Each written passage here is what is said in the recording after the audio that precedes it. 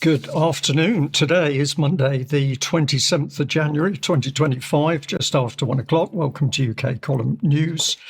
I'm your host, Brian Gerrish, and I have a team with me today. So I'm delighted to be joined by Debi Evans, by Ben Rubin, and also Diane Rasmussen McAdie, all three speaking to me on link. So we hope that stays stable. Now, we're going to kick off with a video of a local midwife, Victoria Rickson, who spoke to me on Saturday about the reasons why she's no longer a midwife. She's talking about problems within the NHS system. We're going to have a very short video clip with Victoria talking about her experiences. And then we're going to be moving through to things on a global political scale. And we're going to be showing our audience today the connections between our simple NHS and events which are happening on a world scale. But let's start off with that little video interview clip. Just give us some examples of your main concerns around clinical safety or safety for pregnant women who were coming in through the system to give birth to children. What did you see? What did you encounter that you thought this is absolutely wrong? Safety in transparency. So you're not allowed to truly be transparent to the women. So, you couldn't say things like we're so busy or we're short staffed. So women had this perception that they knew we were busy, but we were having to gaslight them, which never then gave them the bigger picture of, well, my birth was really horrendous, so it must have been me because I didn't speak up enough. But actually, the system stops you guys like understanding the puzzle together. So it was that safety. I was running a caseload of 200 at one point in community. 200. I covered a big area of Plymouth, quite a low social background area. It was a lot of safeguarding. There was a lot of referrals to do, and I just had 15-minute slots every single time I saw a patient. So not only that, you're not looking at their actual overall health, their mental health, domestic violence. I've got to do all that in 15 minutes and check to see if she's healthy with growth chart scanning. You just don't get the chance to actually have a conversation with women. Fast forwarding that, when you go into the hospital, by the time I left, they'd withdrawn most of the community services. So there was hardly any antenatal support. The phones would ring. I actually went in on my day off once to help a brand new preceptee midwife who had a brand new caseload and was left all on her own. She was drowning. And I went in and, the managers are just sat there as if they're just not. And I just sat there the whole day and helped her clean up her caseload. You need to be completely organised or you're going to miss something. And once you miss something, we know what happens. So that was community-based. The hospital-based, you've got women coming in and out of triage. It's like a yo-yo system. They changed the way we do our system, and that wasn't working. And half the midwives were working one way and half were working the other. And then you would miss a dangerous blood pressure or a drug, or it was absolute carnage. And these women are going away and actually saying there's something not right, but they can't put their finger on it. And it's because if you look at any story that's ever come out, where is the midwife story in all this? Completely gagged. We're not allowed to say anything. So it's so enormous, this story. We could talk, you and I could talk every week for an hour and I would never repeat the same thing twice. Now, Victoria is going to be speaking to us again with a pre-recorded video clip in Extra, talking about some of the actual risks and risk scenarios that she's experienced in the NHS. But the key point is that Victoria is just one of many NHS professionals who've described breakdown in the NHS. And what the UK column has said over a great many years is that breakdown is not accidental. It is planned, it's orchestrated.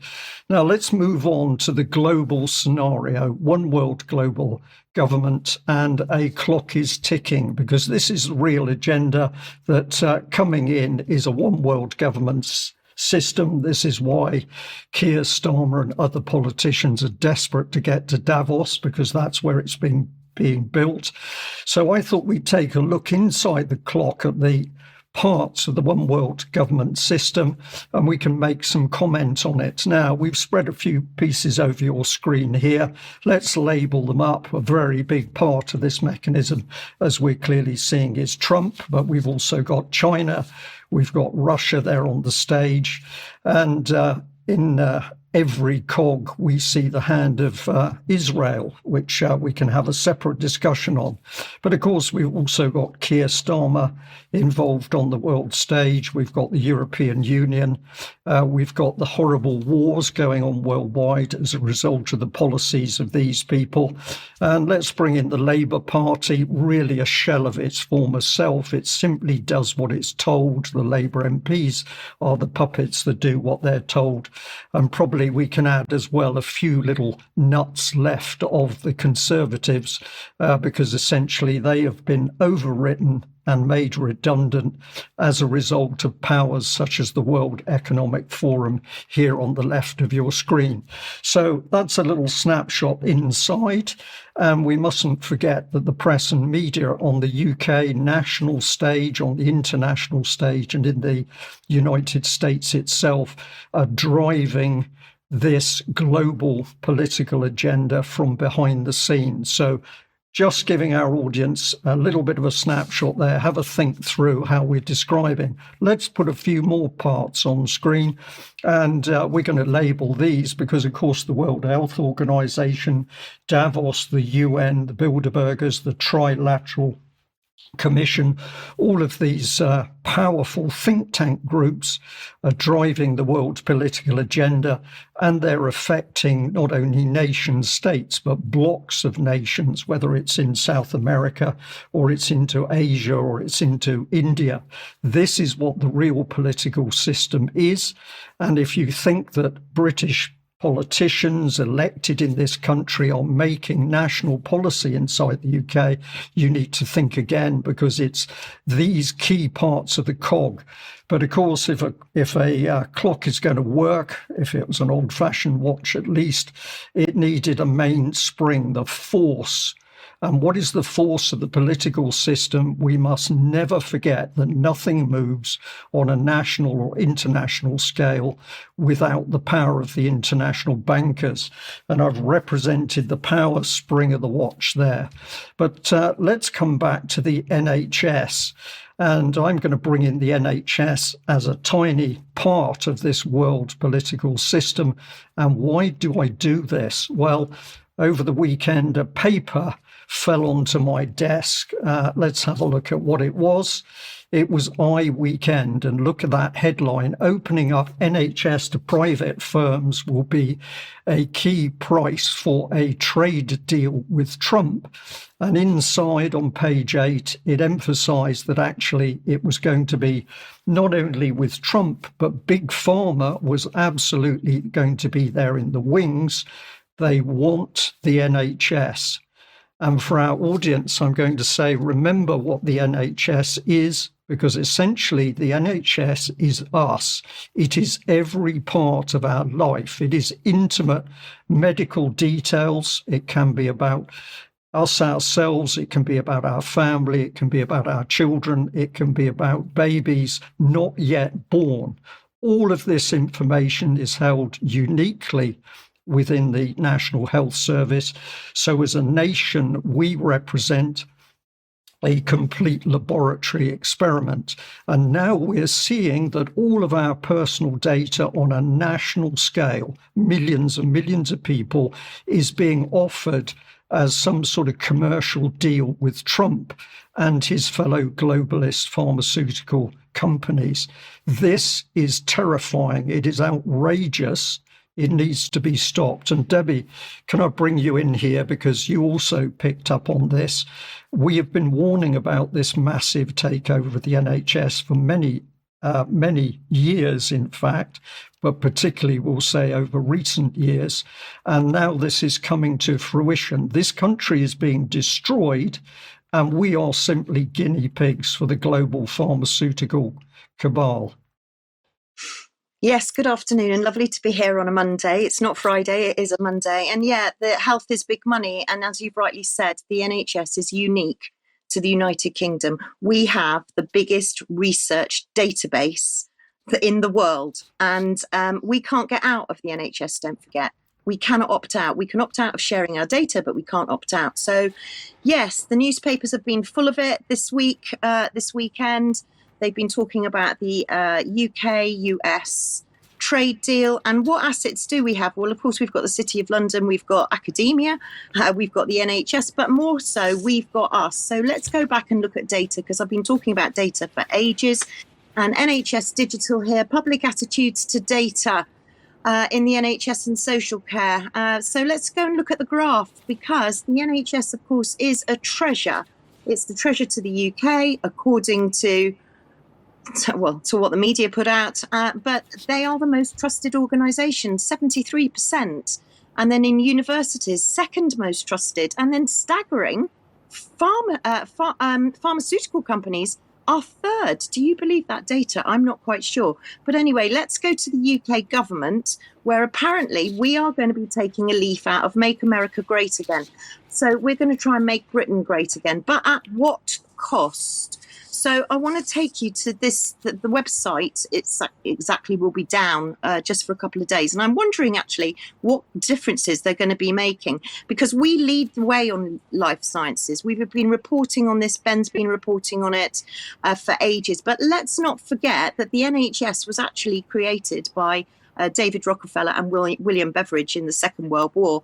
But now we are the global hub, and this is an industry that's worth 94 billion. So let's go into the opportunity highlights for the UK in this document from UK Gov. So a few statistics, 5,600 life science companies are already operating in the UK, with 25 global pharmaceutical companies already operating in the UK and 30 global medical tech companies. And that accounts for 300,000 are employed in this industry. And we appear to be the UK hub for global talent because of academia. And the UK generated 108.1 billion turnover in the year ending 2022. And pharmaceuticals was responsible for 26.1 billion at the end of 2023. So this is big money.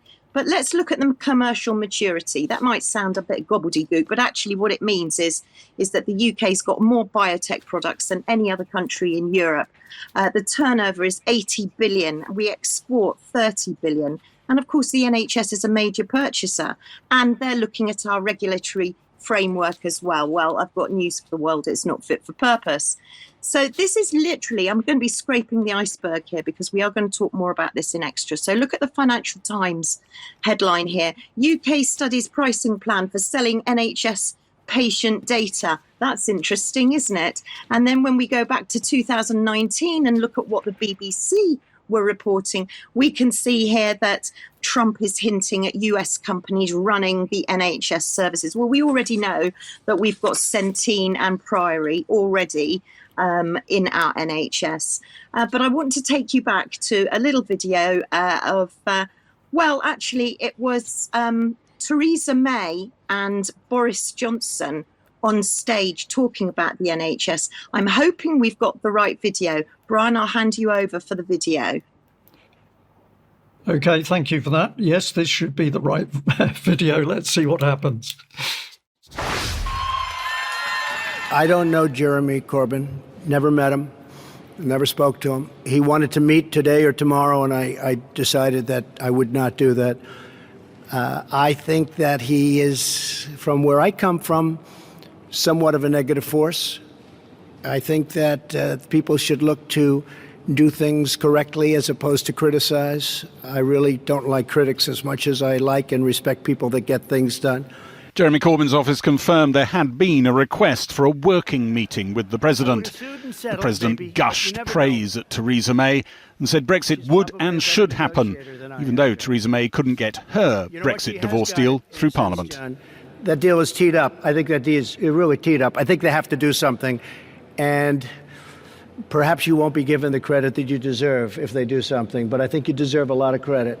I really do. I think you deserve a lot of credit. Do you agree with your ambassador that the entire economy needs to be on the table in a future trade talk, a trade deal, including the NHS? I think we're going to have a great trade deal, yes. I think we're going to have a great and very comprehensive trade deal. With the NHS? The president didn't quite hear. Should the NHS be on the table, sir? I can't hear him. What? It's the National Health Service. He says, should the National Health Service be on the table? She probably wished she hadn't helped. Look, I think everything with the trade deal is on the table. When you're dealing in trade, everything's on the table. So NHS or anything else, or a lot more than that. But everything will be on the table, absolutely. Okay. But the point about making trade deals is, of course, that both sides negotiate and come to an agreement about what should or should not be in that trade deal. Not how he sees it, and it prompted an instant tweet from one of those trying to succeed Theresa May. The Health Secretary, Matt Hancock, said, "The NHS isn't on the table in trade talks and never will be, not on my watch." And there you have it. But the NHS is on the table. It very much is on the table. So let's go and have a look at who bankrolled President Trump's campaign. Well, none other than Peter Thiel of Palantir and PayPal. Who else could you say? But it wasn't just Peter Thiel. Who else bankrolled his campaign? Well, it seems as though Pfizer and Big Pharma. And we'll be talking a bit more about this in Extra because they had a cosy little meeting just before Christmas. And I'll be telling you who was at that meeting. But let's go back to data and Palantir. So let's go to the World Economic Forum. There's their page.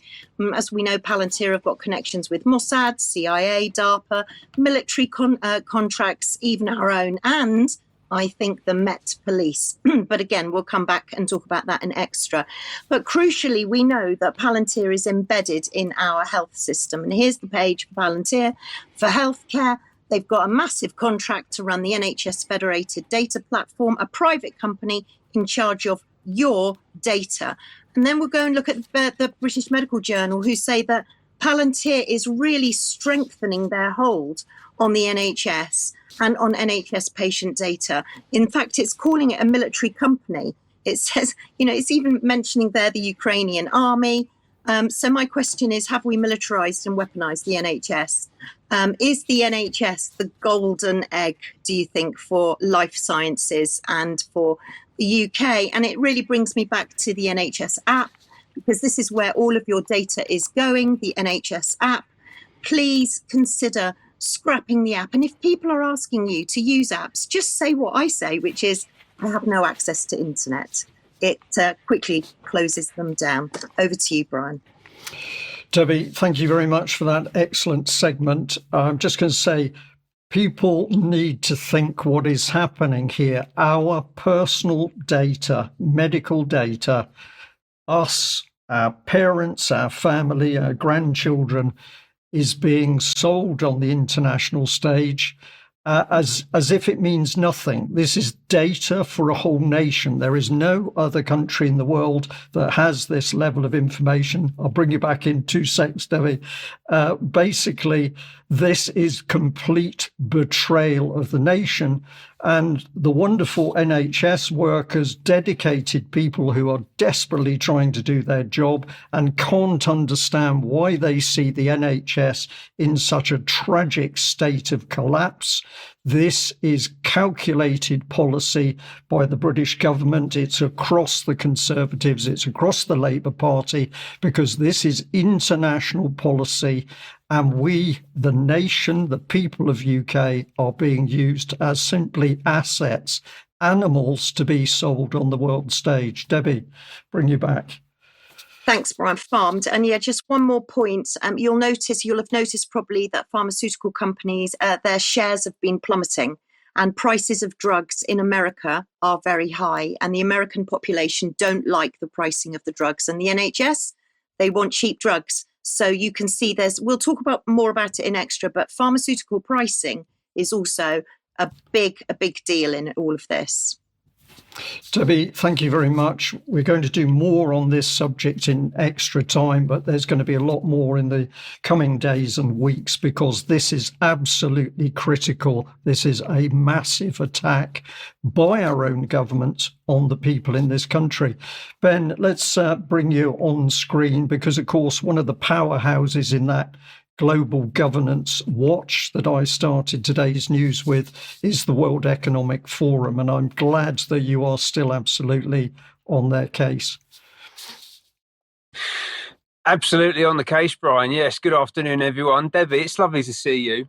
And we're talking about the World Economic Forum, who are committed to improving the state of the world. Brian started by talking about global governance. The World Economic Forum is committed to improving the state of the world. You can read that in two ways, just making things better, or you could be talking about global governance, the state of the world. I think that's what they're doing, does exactly what it says on the tin, the World Economic Forum. Now, I'm going to talk a little bit about how global governance drills right the way down to the front line of British politics and our economic system, and give you a few examples of how that has been happening over the last week. The World Economic Forum took place in Davos, started last Monday, and we kicked things off by talking about wealth inequality.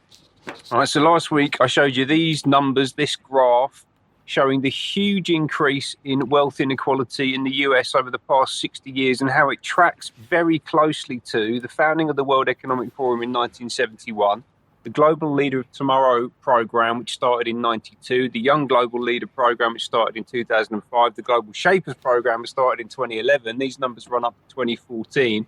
And they show a doubling of wealth concentration into the hands of the 1% over 52 years. And if that line carries on going at that same trajectory, we can probably assume that we're looking at about 85 to 90% control by the 1% today.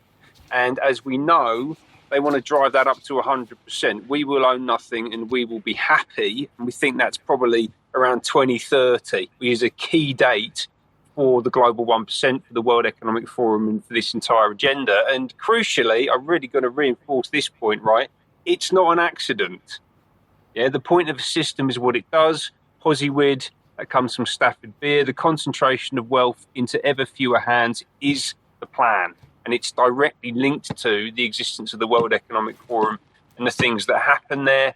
And this is essentially being delivered through a fascist system. So this is a quote from Mussolini. Fascism should more appropriately be called corporatism because it is a merger of state and corporate power. And Benito Mussolini invented fascism. So I'm going to go with his definition over anyone else's. Right now, let's bring that to life a little bit. What does this corporatist system look like? How's it being run? Well, this is what it looks like. Yeah, so this is the World Economic Forum UN Strategic Partnership Framework signing ceremony in June 2019. Right, so the World Economic Forum represents the corporate side of things, the private markets, and the UN represents the state side of that. Right, that's a public-private partnership, and you can see here Bergbrinde, president of the World Economic Forum, a man who makes me ashamed, I'm afraid to say, to be Norwegian. I'm a quarter Norwegian, and he's Norwegian, and that is not good for Norway, that guy being up there. He's alongside Uncle Klaus, founder and chairman of the World Economic Forum, Klaus Schwab, very well-known figure. And they're there alongside Antonio Guterres, still currently the Secretary General of the UN, and a lady called Amina Mohammed, who describes herself as Nigerian British. I don't know what that means. British or Nigerian, I think. But anyway, she's Deputy Secretary General of the UN, and she's chair of the UN Sustainable Development Group, crucially, because the Sustainable Development Group oversee the Sustainable Development Goals, and this is the program that is driving the global policy agenda. Right? There are 17 of these. Read them and weep. Or maybe not actually, because they sound quite nice on first examination. So, no poverty, zero hunger, these are all things that we can get behind, right? But the devil, as they say, is in the detail. And behind each of those goals is a global, fascist, public-private marketplace that is designed to accrue power and wealth for the global 1%. That's what these goals are doing. That's how they're being deployed, ultimately. And don't take my word for it. Let's just have a quick look here at a slide from Lisa Witter from Apolitical Foundation, who I've spoken about a lot previously. Apolitical Foundation are currently rethinking the entire purpose and vision of Britain for the UK government. She's also a young global leader of the World Economic Forum. And the way that she talks about in her own materials, and provide a link to the video that this comes from, this is how she talks about the SDGs, right? So she says that they are being used to merge the two main global power structures: government on the left-hand side, which is public, and financial markets, as she describes it, on the right-hand side, which is private, and the ring in the center, those are the 17 SDGs. That's what binds those two things together, and that's coming from a young global leader of the World Economic Forum, right? So, and that symbol is incredibly important. If someone's wearing that badge, if you can see someone wearing that badge, or they're stood near it, they're representing that, then ultimately they're the enemy of the 99% of the global population.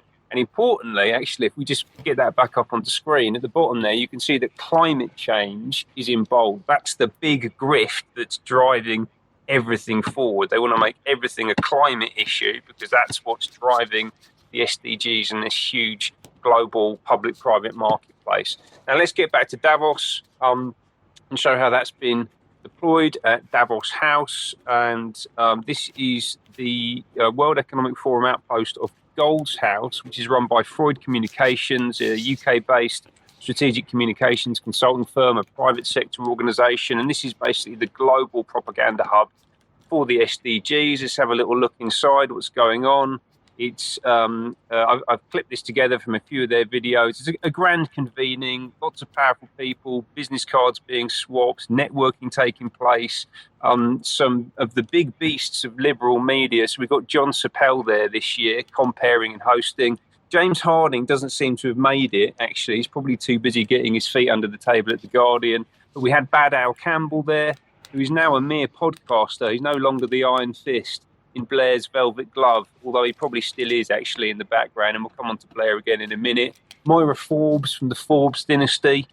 And she's doing a lot around the female agenda, the lady boss stuff, alongside Janet Trencali from EY.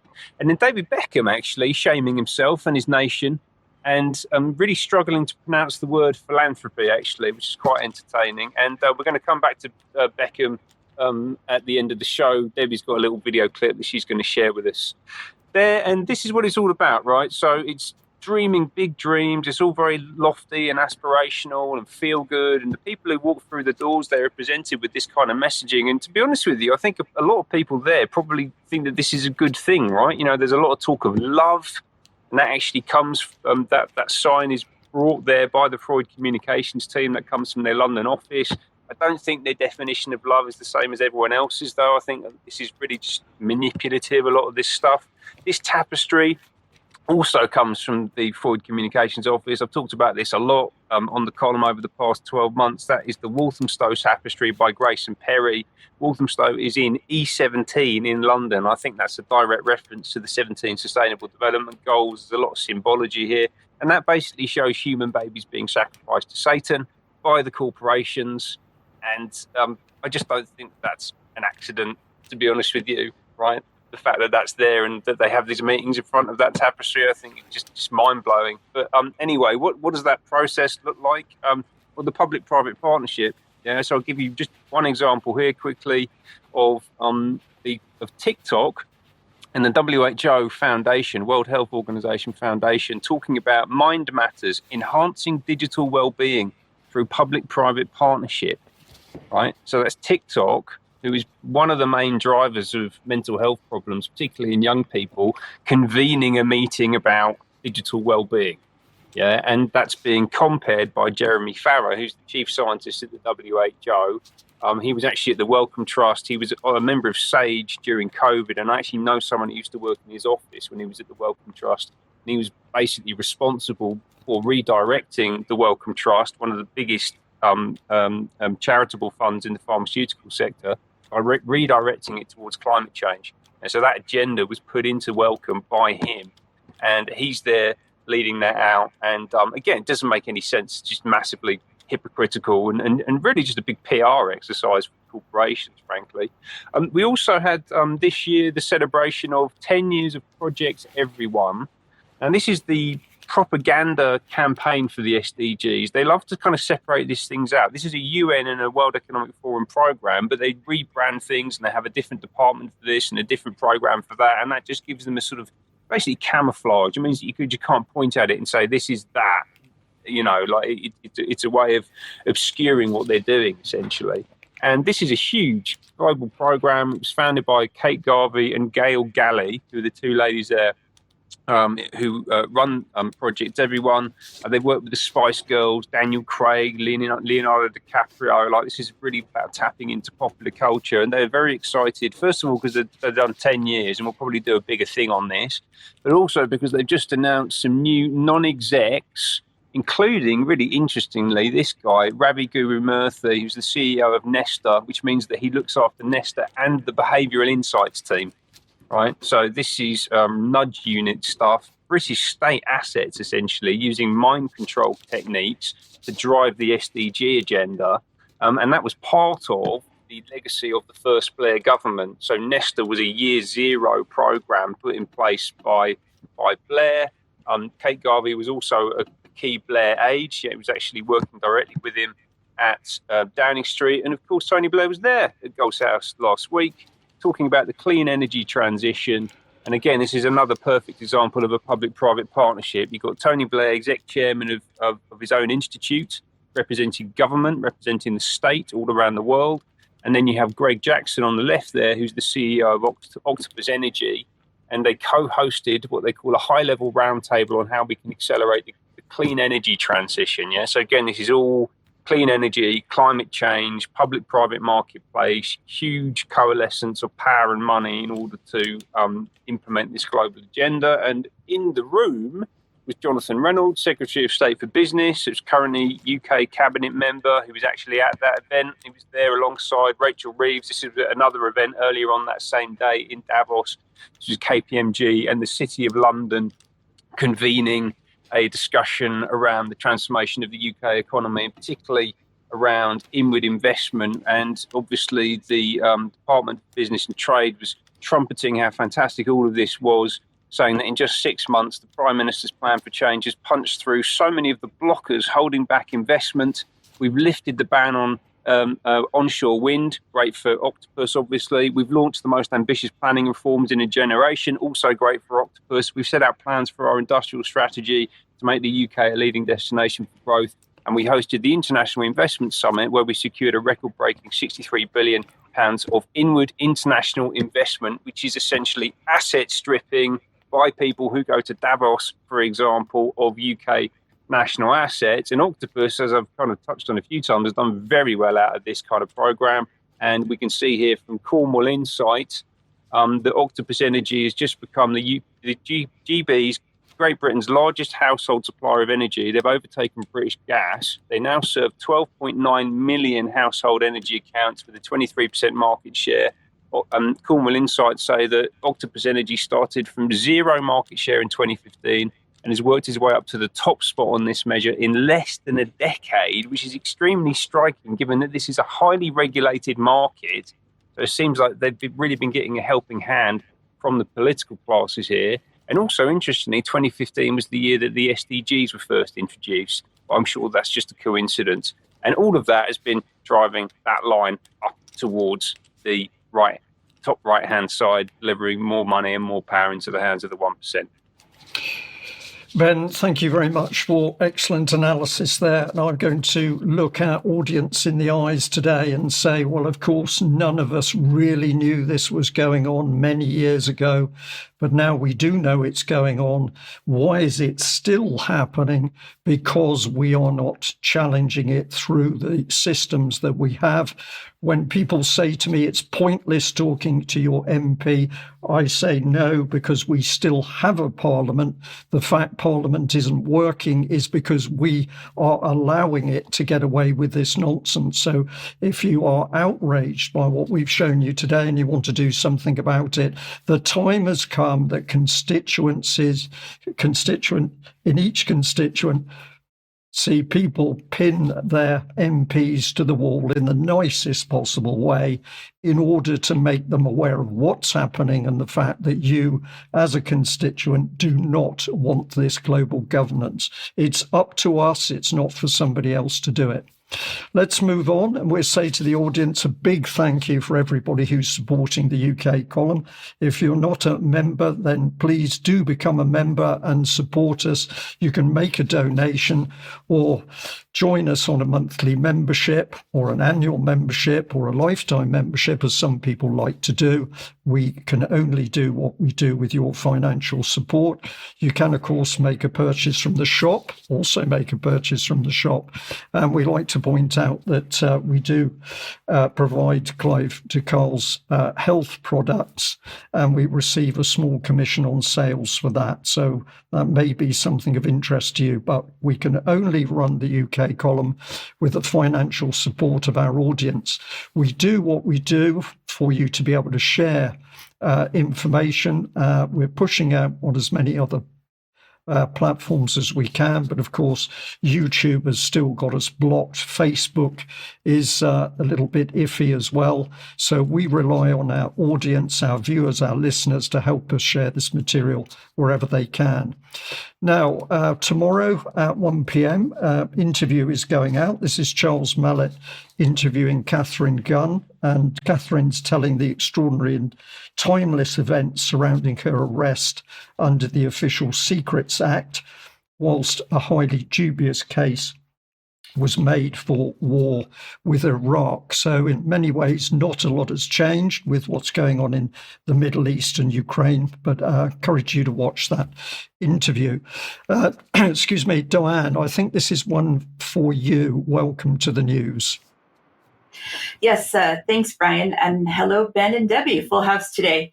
So I just wanted to mention again that I've been mentioning the last few weeks, the Scottish People's COVID-19 Inquiry tickets are still available for this. They're £25 per person, including lunch, coffee, tea, etc., with a number of really good speakers. And I will be speaking, among the other speakers, about, in my particular case, about the propaganda that has led up to 2019 and 2020 and kind of what happened and how that sort of drove the narrative of what the government did in the UK and around the world during the COVID period.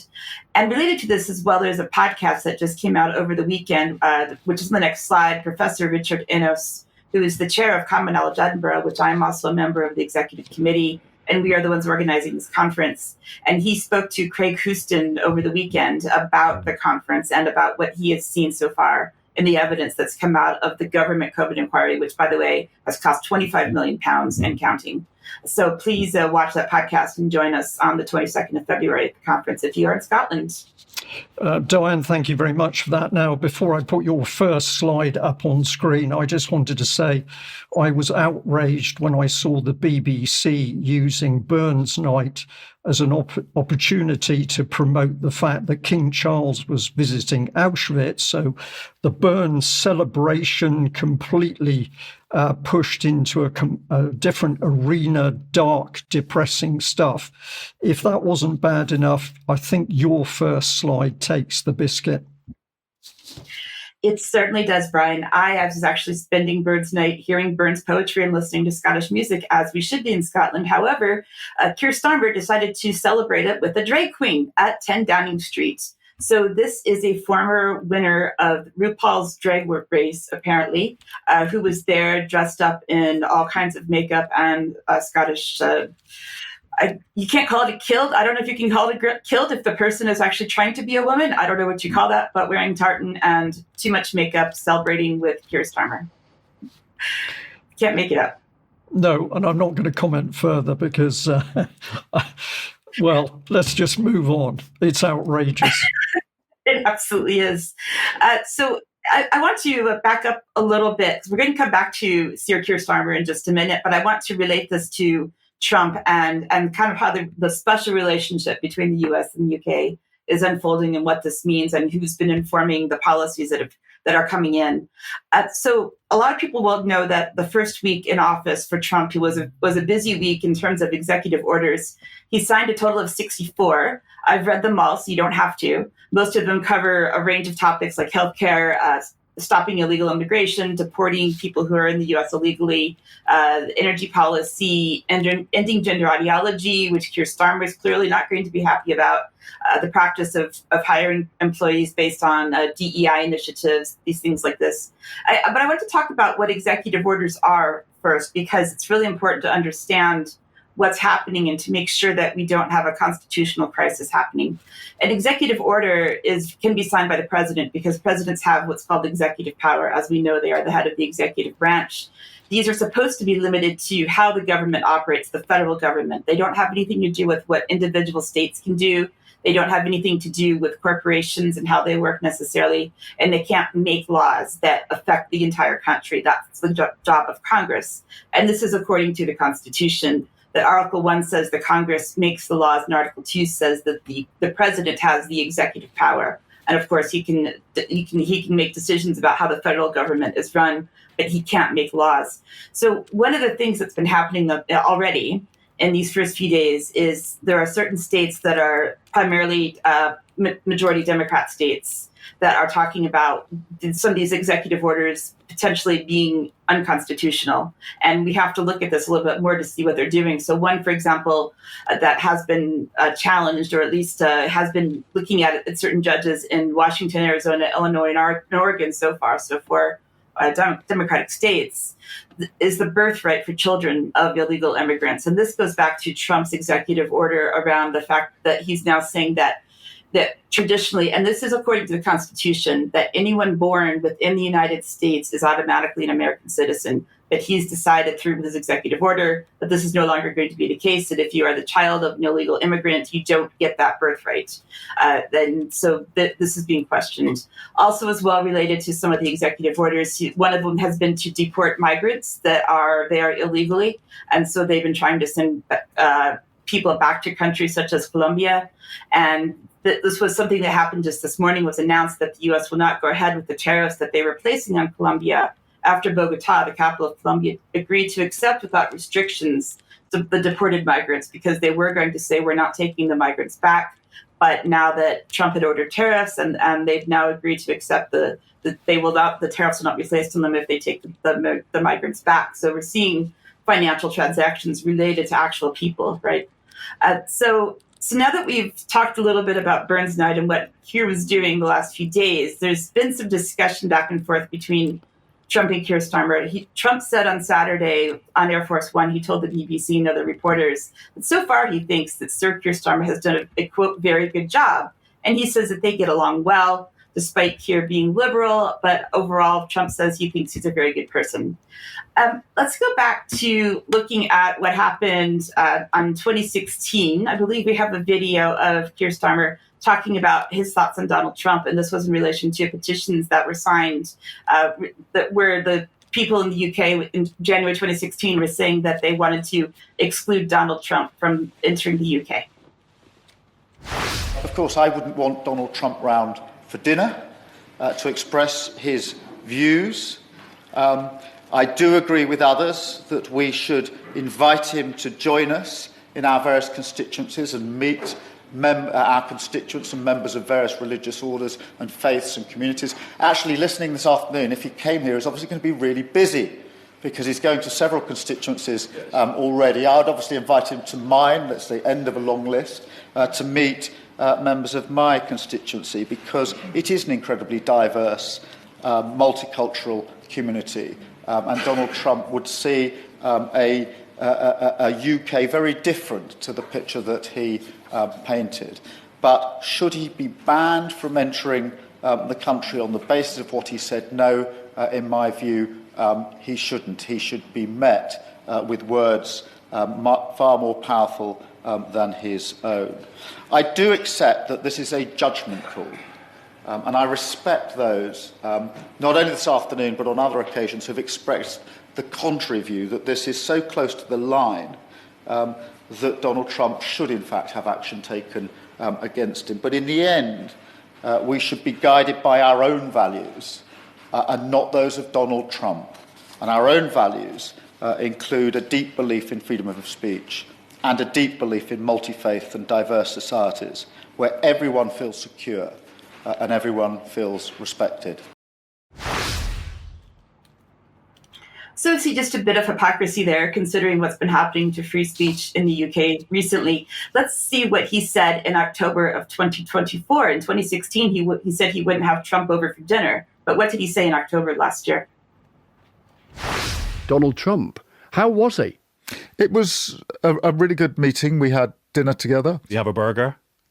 Or steak? Doesn't he have steak? He didn't have every steak meal? on that occasion.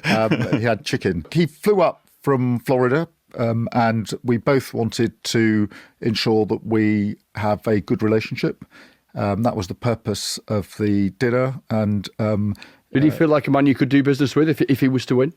Look, of course, because it's up to the American people to choose who they want as their president. And it's up to me as Prime Minister to make sure I have a good relationship with whoever the president is. The special relationship that we do have between our two countries sits above whoever the post holder is at any given time. Mm-hmm. And it's in my nature. I believe strongly in personal relations. So he wouldn't have dinner with Trump 8 years ago, but now they had a great time having chicken together. So who knows what actually happened? And that ties into my questions around what has been driving all the executive orders, what has been driving his policy agenda coming into the presidency again. A lot of people talk about Project 2025, which I covered previously in November, which is really from a think tank called the Heritage Foundation. Let's see what Trump has said about Project 2025. And this was during the campaign. I think we have one more clip showing that.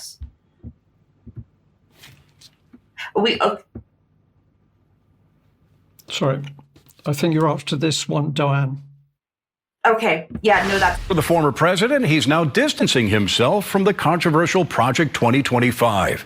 That's a massive proposed overhaul of the federal government, which includes firing tens of thousands of government workers and replacing them with Trump loyalists. It also calls for cutting Social Security benefits. It was drafted by longtime allies and former officials in Trump's administration. Trump posted on his social media website that he knows nothing about it and has no idea who's behind it. This comes days after the head of the think tank responsible for the program suggesting there would be a second American Revolution. So we don't really know for sure the connections between Project 2025, Keir Starmer, Trump, and how all these things are being determined. What we do know is that there has been a trade agreement that has been discussed and agreed upon. For starters, going back to last year, we have a trade agreement between the UK and 8 separate U.S. states, including some of the largest states in the country. The biggest one, Texas, having basically the value of $2.6 billion in GDP. So a lot of the GDPs of individual U.S. states are bigger than many countries, for a total of $7 billion worth of trade and so on between those two states. Project 2025 has some recommendations in terms of policy that we've asked questions about. And it wrote this Mandate for Leadership, which is a 900-page document that outlines what they think the president should be doing. And they do this for every president, have done this for decades now. So this is not new to Trump. But basically, they've outlined what they think should happen. And what I was looking at is how some of these executive orders and some of his policy decisions so far that he hopes to have put into place are related to Project 2025. So their policy recommendations, including securing the border, unleashing American energy, de-weaponizing the federal government, and dismantling the deep state. I hope that happens, but that includes eliminating woke propaganda, improving education, and what Trump is hoping to do there is dismantle the Department of Education and put the control back to individual states about how things are going. So what we're seeing really is we're seeing that some things are happening that was recommended by Project 2025, but not exactly. There's a lot of detail about the trade figures that you can read in the show notes, but just to say that we're not really sure where these things are coming from. And I'm also really not sure what's going to happen between the so-called relationship, because Keir never says the same thing twice in a row. So I don't know where this is going to go. I don't know what you think, Brian. I think the key thing, Diane, is that people should really be thinking about this and analysing what's happening. There are too many people, in my opinion, ready to jump on the bandwagon that Trump is going to be the saviour of not only UK, but the Western Hemisphere. But actually, if we look at what he's doing, it's very difficult to actually see what he's putting together. He's doing some policies that are drawing many people, millions of people to him. But with the other hand, he's clearly engaging engaging with this global corporate one world system of government that we're warning about. In my mind, I see lots of similarities with Nigel Farage, who encouraged people to come to UKIP. He waved the flag, he led them on, and then just at the critical moment when they were winning votes, he abandoned the party. So I'm somebody at the moment who's watching very carefully what Trump is doing, but I'm certainly not thinking that he's the saviour of everything. And Ben, let's bring you back on and tell us a bit more about Trump and Davos. Indeed, I would have to echo your sentiments, Brian. He's very clearly coordinating with the globalist system, and he talks about them as his friends, ultimately. He was there at Davos virtually, so he wasn't there in person. It was only a few days after the inauguration. You can see him up on screen there. We're not going to show the speech or any clips from it because I think it's worth going to watch it yourself, actually. His initial remarks are about 15 minutes long, and then there's a Q&A of about half an hour. Well, there'll be a link in the show notes. You should go and watch it. What we will show very quickly, though, is the introduction from Klaus Schwab, and then I'm going to make a few comments about what I heard from Trump. As you might expect, Mr. President, your return to office and your forthcoming policies have been at the focus of our discussions this week. The discussions among 3,000 political and business leaders from over 130 countries who came together here in Davos. We look forward hearing first from you and then to the follow-up discussion with business leaders, moderated by my colleague Børge Brende. Ladies and gentlemen, the President of the United States, Donald J. Trump.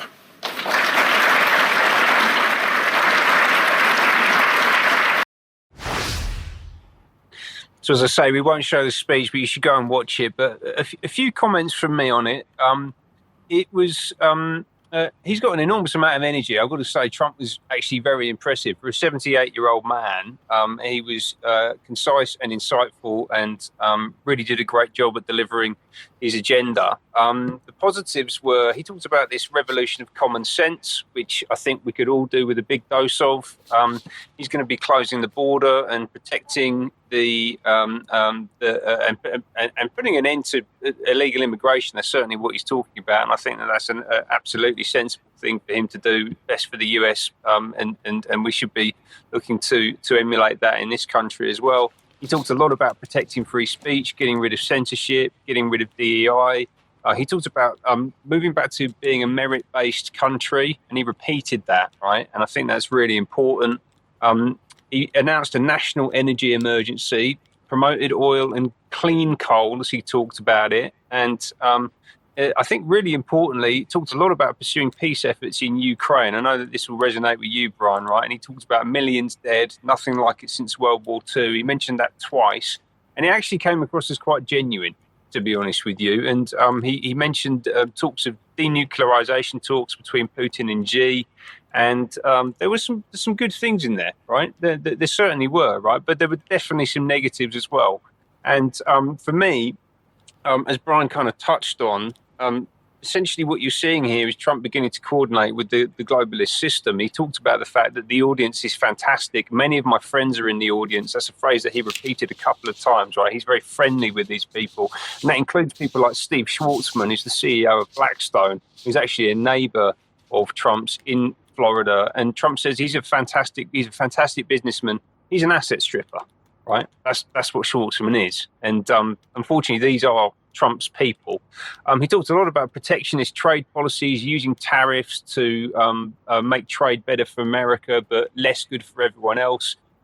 Now, I don't think that America should be paying the world necessarily. There definitely needs to be a rebalancing, but I also don't think that the opposite should be true. I think that there needs to be a fair system, not one that just primarily benefits America. He talked a lot about defending Google and Meta against the EU in particular. And these are basically military intelligence assets. They're global spying platforms and they're bad for humanity. not just the American people, but they very much appear to be on side with Trump, as we saw at the inauguration last week. And also, really crucially, and this is the absolute kicker for me, is that he was, again, bigging up this $500 billion investment into Project Stargate, which basically, for me, is the Stasi and the Gestapo and the gulags and the concentration camps all rolled into one, delivered by a public-private partnership of SoftBank, Oracle, and OpenAI, and that is bad for everyone. So we'll see how it goes. We certainly will. Thank you, Ben. Diane, let's bring you back on. And, well, the global elite believe that they've sorted Earth out and we're all happy and well-fed and watered, so they're moving on to Mars. Or have I got it wrong? No, well, Mars and who knows, beyond Mars, who knows what's next. But yeah, so there was an obsession at Davos last week called Thriving in Orbit. And it said that by 2035, the space economy is set to reach $1.8 trillion, up from $630 billion in 2023, and averaging a growth rate of 9% a year. And so I've got a couple of the speakers that I just pulled from this panel. One is David Newman, who is a former NASA astronaut, aerospace engineer. She's a director of the MIT Media Lab. And we've got Zachary Bogue, who is a managing partner and co-founder of something called DCVC, which is some sort of entrepreneurial organization. So let's hear a little bit about what they had to say about space. We're also just seeing a thawing of the IPO market as well. So I think that there will be increasing number of companies that are able to make it public, which is terrific for sort of the commercialization of space. Thanks. And Dava, I'm going to ask you the Trump question. Do you think Trump is a romantic or a pragmatist? What impact do you think he's going to have on the space industry and some of the either financing or innovations? Do you think it's going to make any difference having Trump as president? Well, moving in to a new administration in the U.S., again, the public-private partnerships, this is consistency of purpose is how NASA and even space with allowing it, how it works in the U.S. and globally. It's not just the U.S. I think it's globally. So when it comes to scientific missions and technology and more government seed funds to large funding, I hope that there will be some consistency of purpose. It's going to be chaotic for sure. New opportunities to push forward, to accelerate. Some of the investments, especially with the new, not approved, but NASA Select. I think we'll be very focused on acceleration and hopefully still public-private partnerships. So hopefully there's still partnerships, but there's going to be focus on acceleration for commercial. That's great. Now, I don't really know what she was talking about there, but there's something to do with space and acceleration and public-private partnerships, and that I think that's the most important thing, is that there's going to be a lot of money and a lot of cooperation around the world right? The whole panel is like that. And so the thing is that what I want to talk about here is how these public-private partnerships, as well as the elite organizations, are coming into play. I'm not sure if everyone is aware of, for example, the United Nations Office for Outer Space Affairs. They do have a section on their website that is called Moon, Mars, and Beyond, which we've got here on the screen. Yep, there we go. We had a UN conference on sustainable lunar activities, which took place last year. And we can see also as well that actually today, Elon Musk's company, SpaceX, is launching more satellites for his Starlink company, which he said is meant to be for internet access around the world, in places that normally couldn't get good internet access, is what he keeps saying. But they keep launching more and more of these, and this is going to be launched from Cape Canaveral Space Station in Florida. So again, we see NASA collaborating with Elon Musk and SpaceX. We also know that King Charles has launched the Astrocarta. That's been around since 2023, where he's talking in particular in the Astrocarta about moving from the Earth to the stars, which builds on the foundation of Terracotta, to shape a future of responsible and sustainable space exploration. So we're going to be out in space, and we're going to be following the Sustainable Development Goals all at the same time, obviously incredibly important. But we know that Trump has been talking about Mars, and just as a reminder, here's what happened during his inauguration speech last week. We will pursue our manifest destiny into the stars, launching American astronauts to plant the stars and stripes on the planet Mars.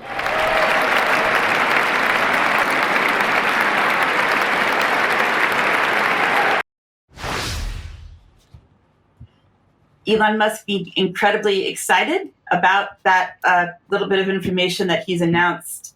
If you want to see the details of the rocket launch for SpaceX and for Starlink, that is happening later today. I'm sure there's different broadcasts you can watch if you really want to see more of these go into space. I think it's interesting to note that his ultimate goal with these satellites is to get internet access on Mars, so that, and you can read this, that you can be connected to the internet once we have Mars colonized. But not everyone is entirely as optimistic about life on Mars as Elon Musk is. Doesn't matter how much money you have. This is an article I found on a website called Futurism. It was a husband and wife couple that are scientists that wrote a book, and this was from last year, saying his plans for a city on Mars will likely end in horrifying mass death. They go into the realities of whether or not Mars can sustain human life based on radioactivity, based on what that would do to hormones and everything else about our ability to thrive as healthy people. So we'll have to see what happens next, but that's the plan according to Elon Musk and Trump. Diane, in my mind, these people are mad. We have a world riddled with famine and suffering and poverty, which they've largely created. And rather than dealing with that, they're off onto their next thing, which is commercializing space and going to Mars. So they think it's quite incredible. But of course, the message for ordinary people is rather similar to Keir Starmer's Christmas speech, where he quickly got speaking about football, because that's what the average person really understands and puts top of the tree. So, Debbie, let's bring you back in, because somebody's been talking.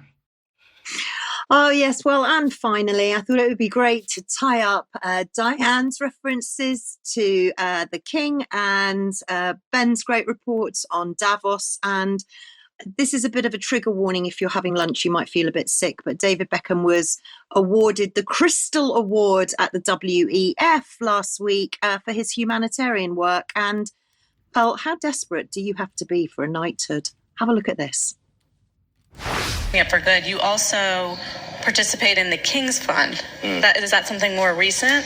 What's your relationship? Yeah, I always get emotional talking about anything that I do with our royal family, because I've always been a huge royalist. I was brought up in a family, in a household that adored and loved everything that came with the royal family. So, over the years, I've done a lot with the Prince of Wales, and I've always been there whenever he's asked me to get involved with things, whether it be veterans, whether it be the London Air Ambulance Service, which we raised funds to get 2 new helicopters for London.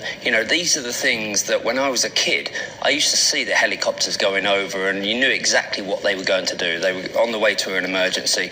So to be involved in that has always been a yes for me. Whenever the Prince of Wales sends me a message and says, I need you to do this or be there, it's always a yes.